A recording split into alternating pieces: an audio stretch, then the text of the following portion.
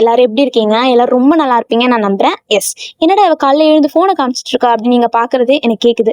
ஒண்ணும் இல்லைங்க. இன்னைக்கு வந்து என்னுடைய ஃபர்ஸ்ட் கேட் எக்ஸாம். அதாவது காலேஜ் திறந்து முதல்ல எழுத போற ஒரு எக்ஸாம் அப்படிங்கிறனால இதை ஒழுங்கா எழுதணும் அப்படின்னு உள் மனசு சொல்லுச்சு.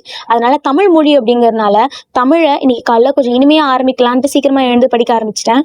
படிச்சு முடிச்ச உடனே குளிச்சுட்டு போயிட்டு சாமியெல்லாம் கும்பிட்டுட்டு இருந்தேன். தினமும் சாமி கும்பிடுறது பூஜை பண்றது வழக்கம் தான். ஆனா எக்ஸாம் டைம்ல கொஞ்சம் கூடுதலாவே பண்ணிடுவேன் நான். ஸோ சாமியெல்லாம் கும்பிட்டுட்டு டைரக்டா வந்து அப்படியே காலேஜுக்கு சீக்கிரமா கிளம்பி போயிட்டேன்.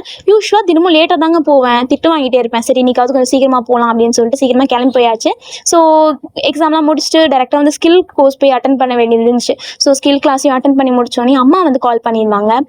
மார்க்கெட் போகலாம் அப்படின்னு சொல்லிட்டு வெஜிடபிள்ஸ்லாம் வாங்கணும். ஸோ அதனால நானும் அம்மாவும் வந்து டேரெக்டாக வந்து மார்க்கெட் போயிட்டு நாங்கள் வந்து ஃப்ரூட்லாம் கொஞ்சம் சாப்பிட்டு வாங்கி அதுக்கப்புறம் வந்து டேரெக்டாக வந்து வெஜிடபிள்ஸ்லாம் வாங்கிட்டு நானும் அம்மா வந்து ஜாலியாக பேசிட்டு அப்படியே வந்து எங்கள் டே வந்து கண்டினியூ பண்ணிட்டு இருந்தோம். அதுக்கப்புறம் வீட்டுக்கு போகும்போது எனக்கு பிடிச்ச ரசமலாய் வந்து நான் சாப்பிட்டேன். ஸோ எத்தனை பேருக்கு ஸ்வீட் பிடிக்கும்னு மறக்காமல் கமெண்ட் பண்ணுங்கள். அண்ட் இப்படி தாங்க எனக்கு என் டே போச்சு. ரொம்ப ஹெக்டிக்காக ஜாலியாக அப்படி போச்சு. ஸோ உங்கள் டே எப்படி இருந்துச்சுன்னு மறக்காமல் கமெண்ட்டில் சொல்லுங்கள். அண்ட் வீடியோ பிடிச்சிங்கன்னா லைக் பண்ணிவிட்டு ஷேர் பண்ணிவிட்டு சப்ஸ்கிரைப் பண்ணிக்கோங்க. பாய்.